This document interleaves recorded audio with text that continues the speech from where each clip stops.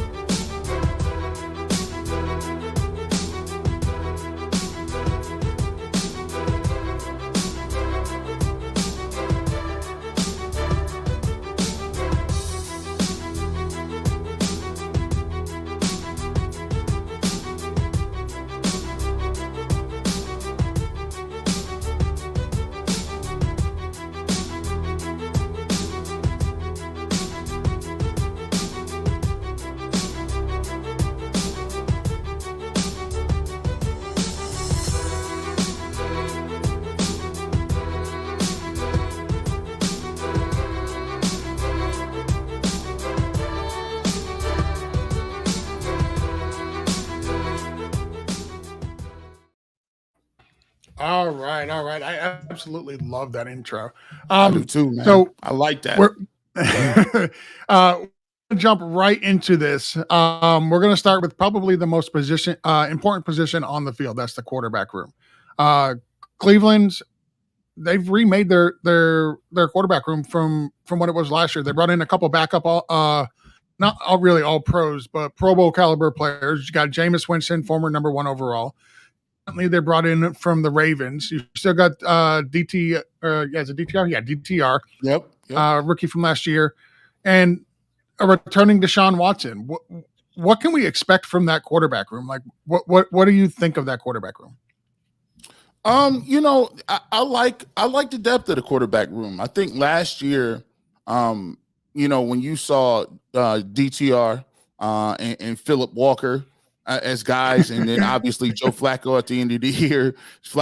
We had to go get Flacco off the couch. You know what I'm saying? I don't know how many times I heard that said, like on every media outlet. He's off the couch everywhere. Flacco everywhere off the street. So yeah, we kind of did, and I thought Stefanski did one of his better coaching jobs by being able to have those caliber players, not to mention tackles off the street too. Like when you lose both of your tackles, all 3 of our tackles were hurt last year. I think you did a good job of being able to navigate wins. I still don't know how they beat the 49ers with PJ Walker. I don't get that. Like nobody does. PJ Walker nobody does. I mean, it was wild, man. So I think what they did is they made a conscious effort to say, okay, look, obviously we do got Deshaun Watson. All things being equal, we feel like he's going to be much better. We feel like he's going to put the injury stuff behind him. But I think they hedged their bet a little bit and going out and getting Jameis Winston, because, with Jameis, it's like he's still, don't forget, he's the first overall pick a couple, when he came out of college. And people thinking that he was going to be a generational type quarterback. Didn't quite work out that way. But Jameis is a dude that can come out and throw 40 touchdown passes and also throw 40 picks. But, in my backup quarterbacks, I kind of like my backup quarterbacks like Joe Flacco. I was one of the dudes saying, hey, go get me Flacco, man. And be able to do something, because he still has that arm and skill set that he can make plays for you. There's a lot of times backup quarterbacks are stopgaps. And they're guys that you just want to play ball control with and manage the clock and punt and play good defense, good old trestle ball back in for the guys in the Buckeye State. But for me, I like guys that can come in and make some plays. They may make some mistakes, but they could keep you in games that, saying like you may be a little outmanned at in other positions, but it all comes down to, Deshaun Watson. We already know what that is. That's, that's where the Cleveland Browns hinge, right? They got a roster. If you take a look at the roster, position group, they're one of the most talented teams in the league. I think they can compete defensively with pretty much anybody. It's all about what Deshaun Watson is going to do and what level of play is he going to give you to then get the Browns to be mentioned with the Ravens and mentioned with the Chiefs and the Bengals and some of those other teams that have been consistently at the top of the AFC. The one thing I love about this quarterback room, it's full of experience. Like, you've got Tyler Huntley. He's got starting experience. You bring in Jameis Winston, former, like you mentioned, former number 1 overall pick out of Tampa years ago. Like, these are guys who can come in and they're professional quarterbacks is what they are.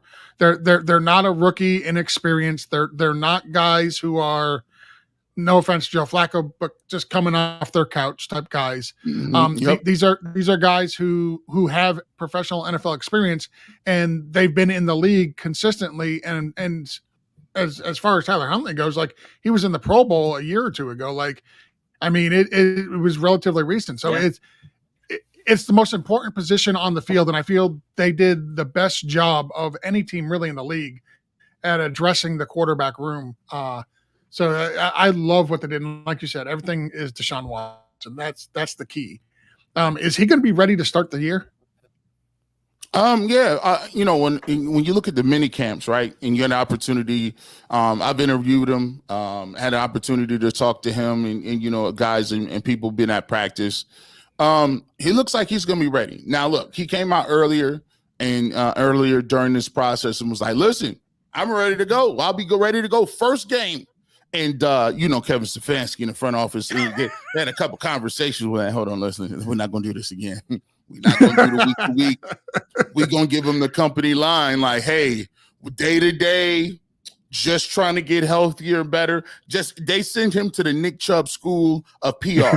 Like, when Nick Chubb does an interview, I'm just concentrating on getting, doing what they say. So he does a good job at it, but I think he's feeling good. Like, to me, I just did a blog the other day, and I talked about this is the best I've seen him mentally, socially, psychologically since he's been here. He just seems a little more energetic. He seems to be a guy who's comfortable in his own skin. He seems to be trying to take the leadership role, not just saying this stuff, but guys actually being around him and putting the time and effort in. And I think that's the big part about it. It's just the time, man. When you only play 12 games and you're looking at a bunch of people, and this has a lot to do with it. When you're looking at a bunch of people who, for better or worse, Baker Mayfield was a huge personality before him. There's guys on the team that still view Baker as, one of their better friends. And even the fan base, like, everybody loved the fact that, when we was playing the Jets and we came off 1-31, we draft Baker, he comes in in that primetime game. He's going against Sam Darnold. And then, granted, it was the Jets, but we got a chance to see it. And everybody in the city was a huge Baker fan after he did what he did. He led, Browns went to the playoffs, played against the Steelers, won and run out there in Pittsburgh. That was a huge win for the organization. So, there's a lot of people that still have endearing thoughts about Baker Mayfield, which is even more difficult to come in when you're hurt. You haven't played in 3 years, all the stuff surrounding your name, and you're a new guy in the city where you don't really get the benefit of the doubt. They want to see you play well today. Like, not no get ready. We want to see you ball today. It's a what have you done for me lately league. So and especially for the city of Cleveland, like they're just dying to, at least at that point, like to have, something to hang their head on, like, something that they say, okay, there's progress here. There's progression. We can get behind this. Cause for a while there's been plenty of tough years in Cleveland. Plenty of tough years. Tough existence, man. I always say we've lost a full generation of people. Like we've lost a full generation of fans. Like, when I was growing up, I came up and I was in high school in the 90s. So my freshman year of high school was 1994. Yep. So it's like 94, 95, right? And then the Browns leave in 95. So I'm in high school from 96 to 2000.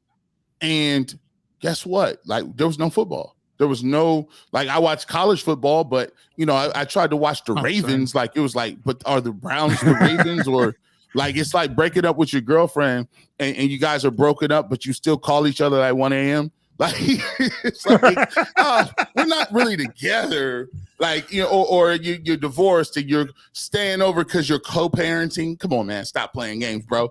Y'all might as well be together. But that's what it's like rooting for the Ravens. Like, and then you just stop halfway through. Like, nah, man, I'm gonna just wait for the Browns to come back. So, we've been waiting forever. You know what I'm saying? Yeah. Just to get to a point where we can be relevant, let alone contending.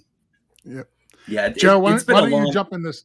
I'm sorry. Go ahead. Yeah. I was gonna say, why don't you jump in this conversation? I'm so horrible at interrupting people. I was just trying to bide my time and be quiet for once in my life. But yeah, listen, I'm over 50. One of my favorite quarterbacks of all time was Bernie Kosar. I actually like those Browns teams, and I was actually looking forward to Super Bowl 21 matchup of Giants and the Browns instead of Giants and the Broncos. And the Browns were actually back then, they were the only AFC team that scared me. They were a physical team like the NFC teams at that time. But that Bernie Kosar era with Schottenheimer was really, really good. I know it's been a long time since we've had continued success besides spurts here and there. I'm with you. Like to really quickly, like me and I'm really, really good friends with Bernie. Like, you know what I'm saying? Like, tell him I love him. But yeah, Joe Clark still loves him. He's still sharp as a tack when he talks about the game, man. So he's definitely one of the legends, man, holding it down. Yeah, I love him. But I agree with everything you guys said about the QB room. It's a really talented group, and same thing with Jameis. Like, listen, like people can point out his faults or whatever with the guy. The fact is that the guy's been in the league for a long time, and that if Deshaun Watson goes down, Jameis Winston, with any warts or faults, gives you a shot he gives you a legitimate shot against any single team out there. He still has that type of talent. He's got that type of arm. There is two sides to that coin, unfortunately. But I just want to ask you about, so going from the quarterbacks, the wide receiver room. I see this as, at least on paper, as probably the most the most talented wide receiver room the Browns have had in a while, with the addition of Judy and the draft pick of Jamari Thrash. I don't know if you have any thoughts on Thrash as well. He's a rookie, and I realized I think he was taken in the 5th round, but I hadn't done too much research on him myself this past draft class. But we have there's like 15 of us here, 12 titles. We had quite a few guys who were really high on Thrash coming out of Louisville. So thoughts on the wide receiver room in general, and if you want to get specific on any of the players. Yeah, let's start off with Thrash, because I loved when they got him, and so talking to the guys at PFF, they had already kind of identified and highlighted some of the day 2 or 3 guys that can be guys that can help you out, and Thrash is one of those guys. I mean, Like he does a really good job of moving after the catch. I think that he has, like, when you see his 40 time, he's one of the guys that I think plays really faster than what his 40 time would say. It just seems like he's moving at a different pace when you watch him on film. He's not a really big contested catch guy. He's not going to go up over anybody and make a bunch of those catches, but where he makes his money is the suddenness in and out of cuts. He has long ball ability. He can catch the ball. He can track the ball pretty well. And I think he's a guy that shows that suddenness over a guy like a David Bell, who's more of a possession guy in the slot and just, more about hands and securing the catch, for me. So I definitely like what he can bring to the table. And I think he's going to be a guy who's going to compete for some time. He's definitely going to do that. And to your point and question about the rest of the wide receivers, this is a group, and the Browns have been a group of people who have not had what we would call a number one receiver in a long time. And we want to thank the Dallas Cowboys again for giving us free. The freeness of what you gave away this man. It was like if you buy one of those old cologne sets, like as a father, you know what I'm saying? And it comes with the traveling bag and it comes with like a shave. Like we got him for like a traveling bag, like a 5th round pick. I'm like, man, we got him. All he does is put up 1,100 yards. Doesn't matter what quarterback is there. Don't matter who's throwing the ball. Brissett, Watson, Flacco, whatever. QB proof. He just does what he does, right? And then, that move, the move to get Jerry Jeudy makes sense because you got a professional route runner over there, right? So he's going to learn the right way to run these routes. And Jerry Jeudy, by the way, is very talented.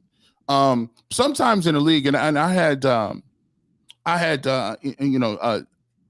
Jeff Fisher, old coach of the Titans. We talked to him. He was part of USFL, and we talked to him, interviewed him last year, and he said the main difference between a lot of players in the NFL and their success levels doesn't necessarily have to do with their skills or their talent. It has to do with whether or not their circumstances are advantageous for them thriving. Because some people just go to teams and they just don't have the roster spot. Some people go to teams and they have a completely different philosophy. Some teams don't run the ball, or they're not going to throw the ball, or they're not going to be a team that's going to be big on blitzing. Or so a lot of it has to do with what situation you're in. I just think Jerry Jeudy wasn't in a good situation. The Browns have always coveted Jerry Jeudy. When you take a look at him coming out of Alabama, he has the skill set. He can run. He's fast. He's a good route runner. Why didn't it work in Denver, right? So there's a lot of times where that's just part of the evaluation that your front office has to do. Well, you look at it too. I think on paper, off the top of my head, I was high on Jeudy, very high on Jeudy coming out of college, like anyone was. We all know who he was. I would assume on paper, Deshaun Watson's the most talented quarterback that he's ever played with in the NFL. Russell Wilson, by the time he got to the Broncos, Russell Wilson was not 2015 Russell Wilson. He's not your older brother's Russell Wilson. Yeah, exactly. Drew Lock, I think he had Drew Lock. Was one of his coaches, and offensively, it just seemed like I don't know what they was trying to do last year. Even though the Broncos did beat us up in there in the game, DTR started. I'm gonna tell you this: like I just didn't see the same type. I don't know what philosophy they had. Like I didn't know what the. If you watch the Denver Broncos, it was like, oh, you got Sutton, you got Jeudy, you got Russell Wilson. Like, what are you guys trying to run? Like I never really caught an identity. Like were they West Coast? Were they a vertical passing team, out zone team? I didn't know. It just looked like they were in transition, and he kind of got caught in the fray a little bit. Couple of drops here or there, but I think that'll all get better considering the fact that the Browns have sight unseen said, hey, we believe in you so much, we're going to give you an extension without seeing you play it down in the brown and orange jersey. Yeah. I think that gives people a new lease on life. I think this is definitely the most talented team on paper, not just with Watson, but just most talented team on paper, balanced, like you said, a well-balanced team that he's ever been on the NFL. And something I definitely like about the Browns, and it's the type of football that I just like as a old school football fan, is physicality. And this is a physical team, which you need to be in the AFC North anyway. But we all love Nick Chubb. He's our type of running back. And but you look at you guys have a good offensive line. It seems like off the top of my head, seems like you guys have had you haven't had a bad offensive line in quite a few years. I think there was one blip a few years ago, and then you rectified it. And then the defense is a good, talented, physical defense. And I see that I know you restocked there on the D line with the defensive tackle out of Ohio State, Hall, and then you brought in the third round. I think it was you brought in Zinter, the guard from Michigan. So you're strengthening those lines, the O line and the D line, and I think you guys are going to be matching up well with those other talented teams like Pittsburgh and Baltimore. I think this is going to be a nice bounce back year for Cleveland.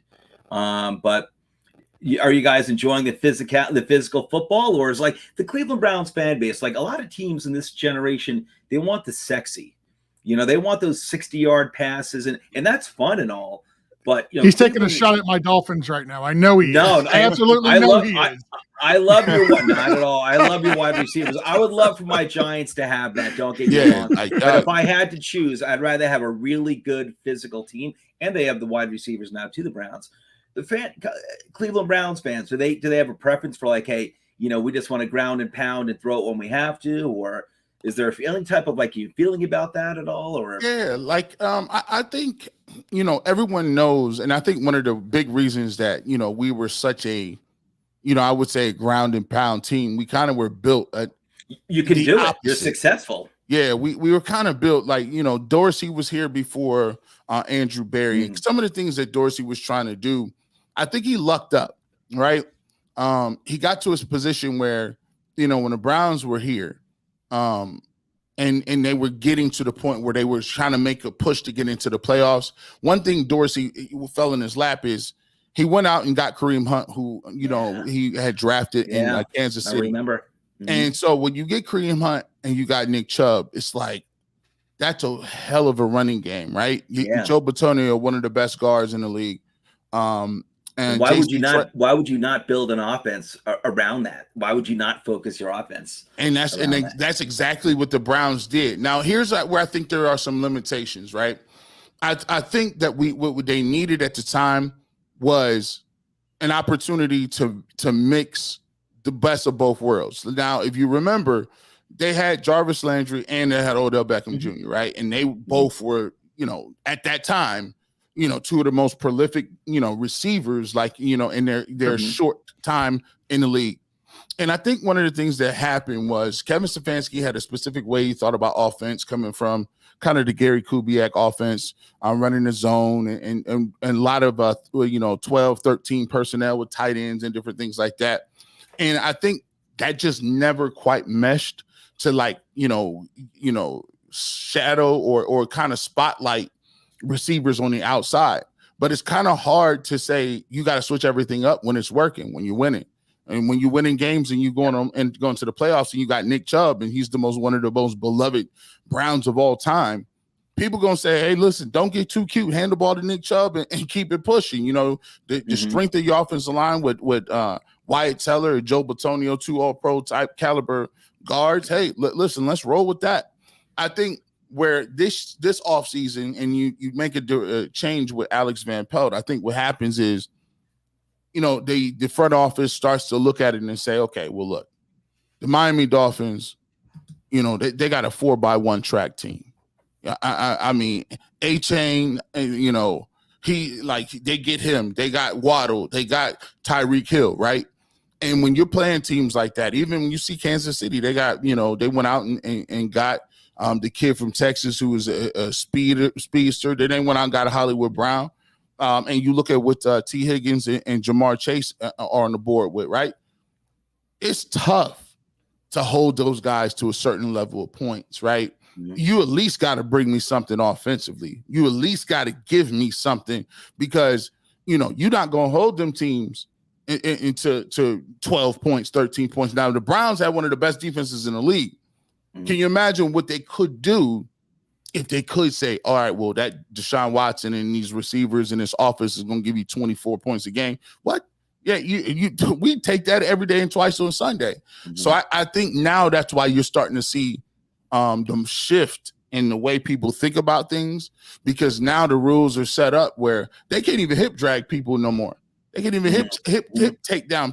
So how do you suppose you're going to get a guy like David Njoku or any of the DK Metcalfs? How do you tackle them? From behind, you don't touch them. You just let them score. That's the way it's built. So I think everybody is kind of shifting the way they think about, all right, how do we go about marrying the two different thoughts? Being able to still play defense, be physical, but at the same time, we need that vertical passing game too. Yeah. Oh, and don't get me wrong. I didn't want my question to seem like a criticism. It's not. I love physical football. But no. I know fans generally want, like, high flying, and I know it's just my preference is physical. Keep the ball. If you're good at it, you can keep the ball out of the other team's hands. Yeah, I think, it's all about the way you can skin a cat, right? It's all about a way. Like, even when you talk about the Giants, they got neighbors, right? And so everybody is like, all right, well, what game are we going to play? To me, the best player, and I don't know, outside looking in, the best player was Saquon Barkley, right? Mm-hmm. So definitely. So the Giants made a conscious decision, like, this is our best player, but he's a running back. There's wear and tear. Like, can we really count on the fact that, like, he's going to be a difference maker in like 3 or 4 years when this roster is up to snuff that can compete, right? Because now you done ran the brakes off of them. Like, you done ran them for the next 3 years. You don't know if you got the correct quarterback in Daniel Jones. You don't know. You're in between saying, okay, let's run it back with him or good another quarterback. So there's a lot of different ways. Sometimes you caught in between a rock and a hard place in terms of your development, where it's like sometimes a player can come out of nowhere, and then you just kind of have to be forced to like build around it a little bit or pivot. Like when the player like Baker didn't pan out. So then we had to pivot and get Deshaun Watson, right? And so now, in 2 years, we were a running team back then with Baker. So then they're like, okay, well, is this running going to be, is I guess, important and needful for a guy like Deshaun Watson, or do you want to evolve it to do what's best for him and his development? You know what I mean? Yeah, though they seem to be well-rounded now, where they're gonna it's gonna be interesting to see. They should be able to, and with Stefanski, they should be able to do a lot. I know he's a good offensive mind, and so it's gonna be interesting. We've talked about Nick Chubb and what he means to the team, but is he actually going to be ready to start the season with that after that? I mean, just absolutely horrific knee injury he suffered, and I believe it's the second time he's done this to his knee. I don't know if it's the same knee or not, but I know he's tore up one. I mean, I know he's had that really bad injury. And if you want to see it, like, I don't recommend you see it, but if you're sick and twisted and you want to see a gruesome injury, Google Nick Chubb and college injury, and I don't get squeamish. It's that bad though. It makes me a little bit squeamish. Yeah, it was a tough one. I remember watching it like, dang, that was crazy. Like I've had from either playing college football. I've had like over 17 surgeries, right? So I've torn my ACL and my left knee. I've torn my ACL and my right knee, my PCL and my patellar tendon. I've had neck surgery, back surgery. I had so many scopes. I don't even count the scopes, right? So I kind of understand. Like I gotta get like what it is to go through the rehab process. And I tore my ACLs back to back. So I tore one, and then I rehabbed it for 8 months, came back, and then tore the other one within that 8-month period. So I was rehabbing 2 knees basically within an 8-month time span. And one of the biggest problems is it's not the work that they do in your knee, right? Obviously, medicine's come a long way. It's just the simple fact that you just don't know how problematic it's going to be. Case in point, my left knee was a non-contact injury. I just cut and my left knee gave out. The other one, I got hit kind of below the waist, kind of like Nick Chubb did, but it was from a running back who was blocking at the time when my leg was planted. And so basically my right knee is it needs baby. Like if it's raining, my knee swells up. And the swelling is the part that actually prohibited me from doing things. Like, I got to a point where I wanted to go try out and do arena league stuff or try to do some other different things that were, a little bit lower than the NFL, or at least get tryouts. And I just realized that my knee wasn't in the shape to do it. It wasn't that I wasn't explosive or couldn't run or anything. It was the fact that the amount of treatment that I would need to be able to go play back to back to back to back, and it just wouldn't, like, mentally, it's just like, is it worth it? Like, I'm getting my knee drained every single day. And sometimes you don't have any issues. My left knee is completely fine. It feels better than it's ever felt. Like, I could jump off of it, I could, whatever I want to do. But this right one is different. So, we never know what Nick Chubb is going to be able to do until he's in a position where he's playing every day, practicing every day, getting the football, cutting, moving, making lateral steps and things like that. And for me, I always tell people, I would like to proceed in the season and say, look, if Nick Chubb come back after week 8, consider it as a thumbs up. Consider it as a bonus to what you're doing. But I think it's malpractice to kind of bank on or have rhetoric out there that says Nick Chubb is going to be playing week 1 or week 2, be ready to go. The only thing I want Nick Chubb to do is say, when they really unleash him and say, go play, that he can play without thinking, right? And that's a huge part of what a running back does. Like, your lower body, everything that you do is on autopilot. It's just instinctual. And for the first part, of him coming back, it won't be that, because you got to learn to run again, got to learn to do all those things again. So I expect Nick Chubb to be back. I wouldn't bank on week 1.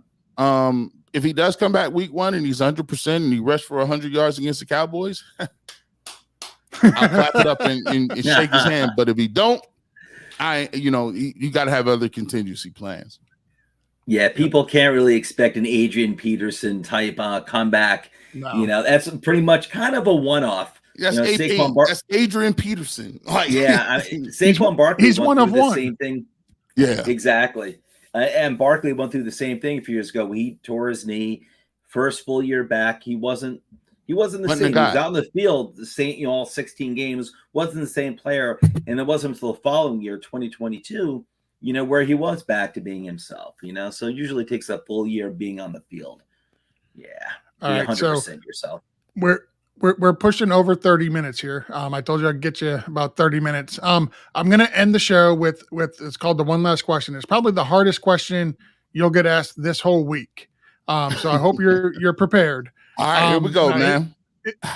I built it up. It's a fun question, and it's not that difficult. If you could take any player in the NFL outside of quarterbacks are off limits, and you could take them from the team they're on right now, and you put them on the Cleveland Browns. Don't worry about salary cap. Don't worry about, trading draft picks. Like the little claw machine, just taking a player, dropping them on the Browns roster. Who do you take and why? Oh, this is easy. This is one of my best ones. What I do is, if right now the Browns defense is elite. So the way I always think about it is this. It's very rare to have an elite defense. And it's rare to have it in today's climate, because you need great corners to stop all the passes, from all the nickel that you got to play.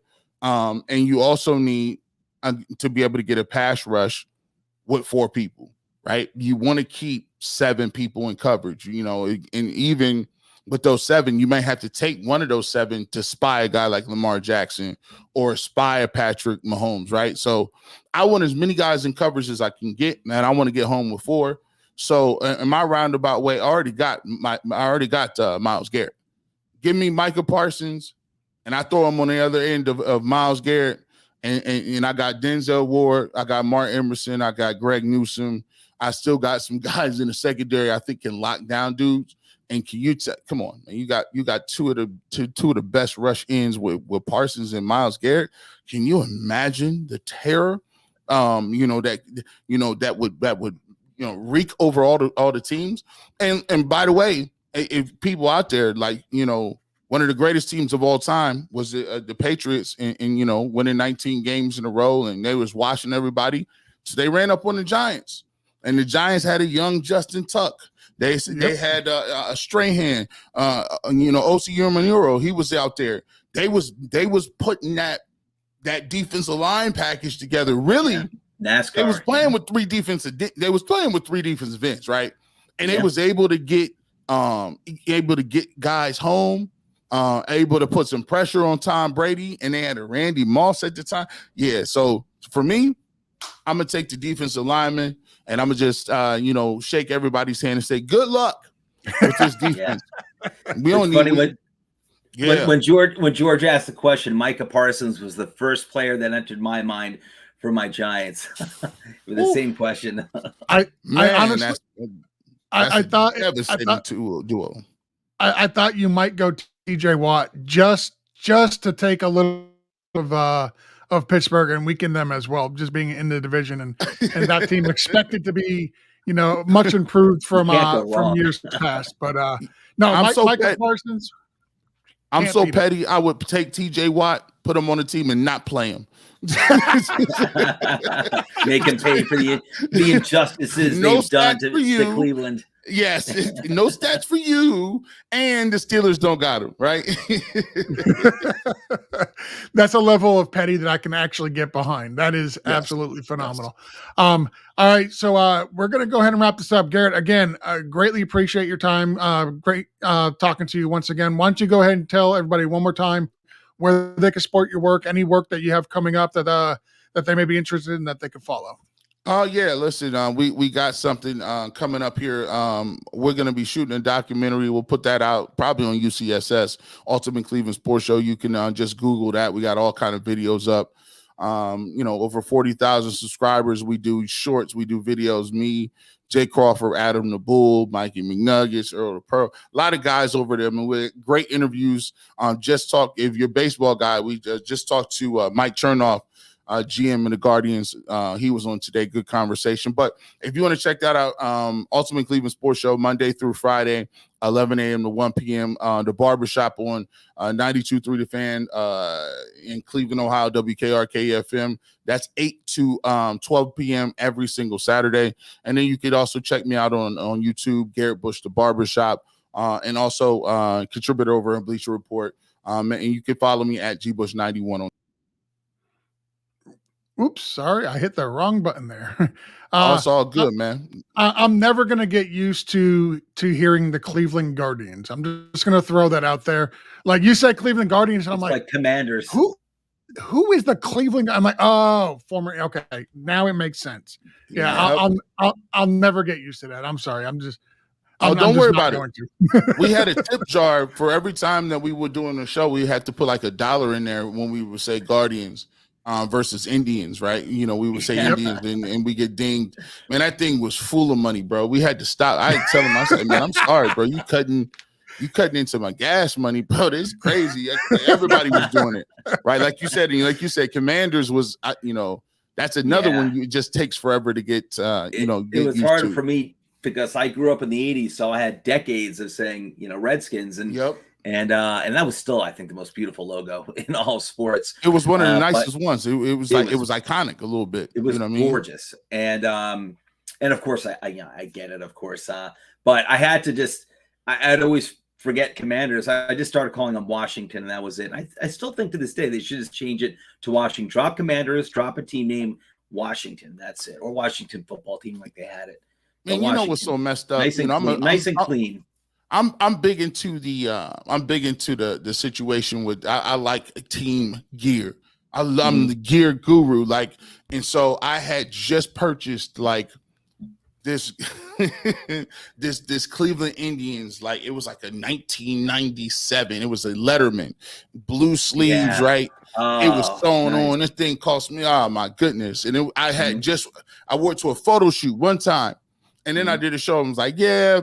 The Indians are probably going to change their logo and get rid of Chief Wahoo. And I was like, I'm not mad at them for it.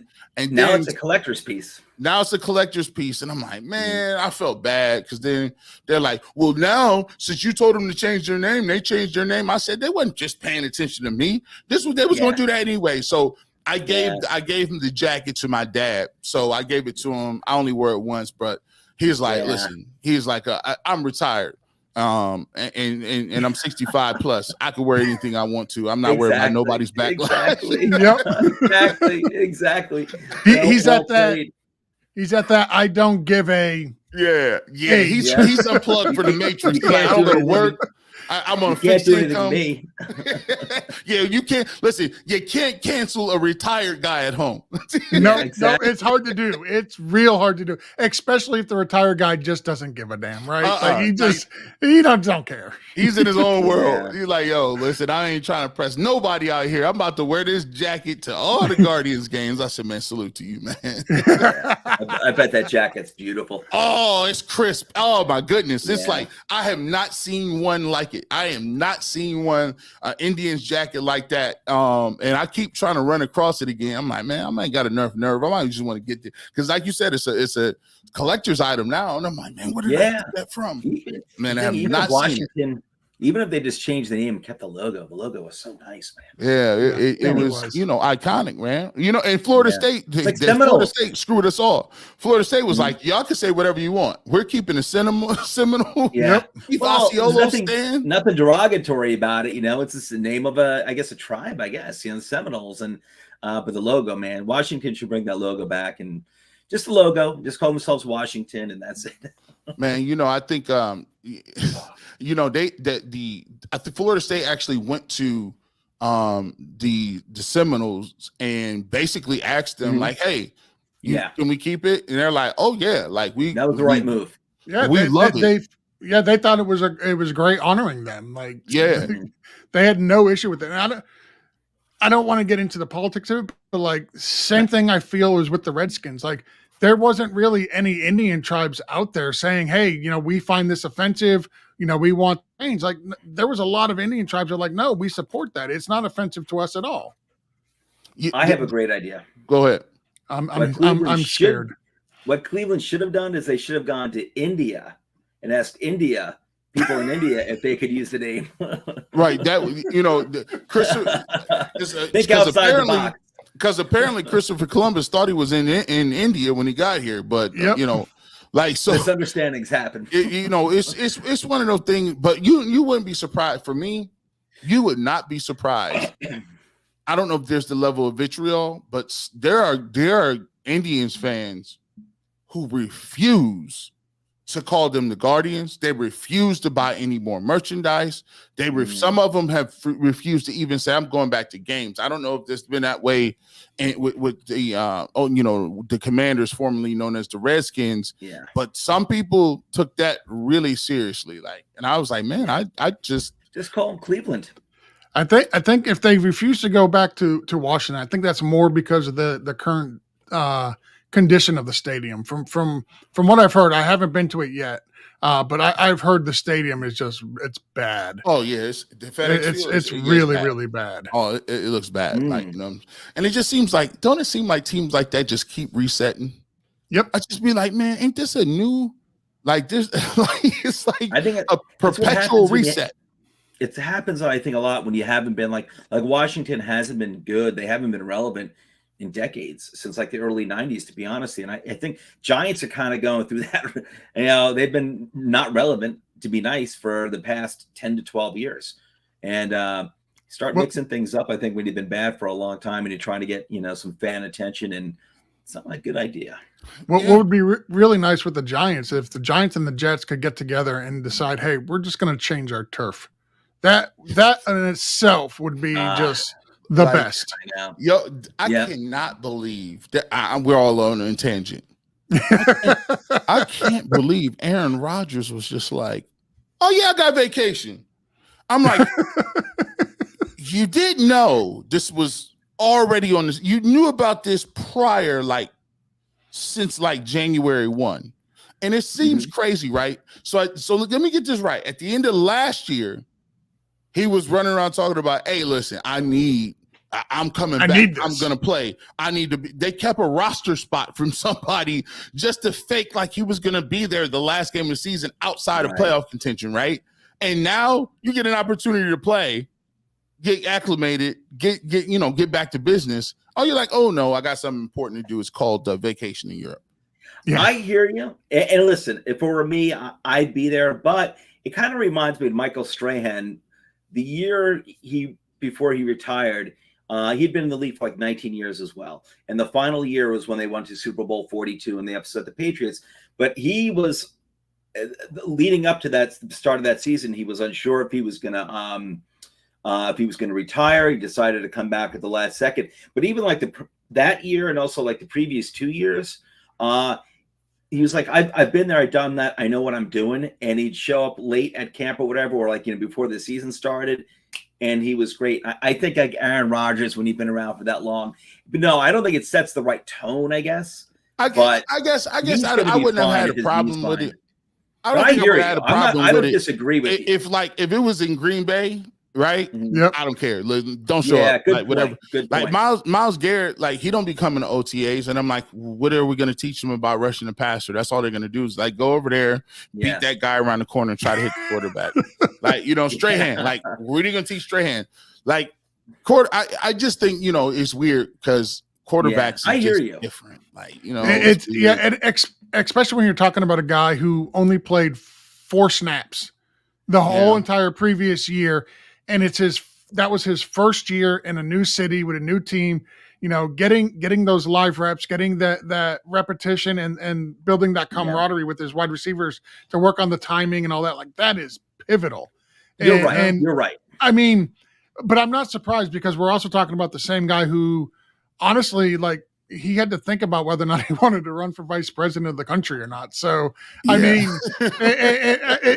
anything with Aaron Rodgers at this point just does not surprise me at all. It really, really doesn't. He's one. Hey, we just talked about it. We foreshadowed it. He's almost one of those retired guys that you can't cancel, right? Like he's on his way out. Maybe he was say about Aaron Rodgers. Maybe he was going to the G7 event over there in Europe. Right. That's what they couldn't change the G7, so he had to skip practice. Yeah, who knows? He's definitely going to have his own YouTube channel at least.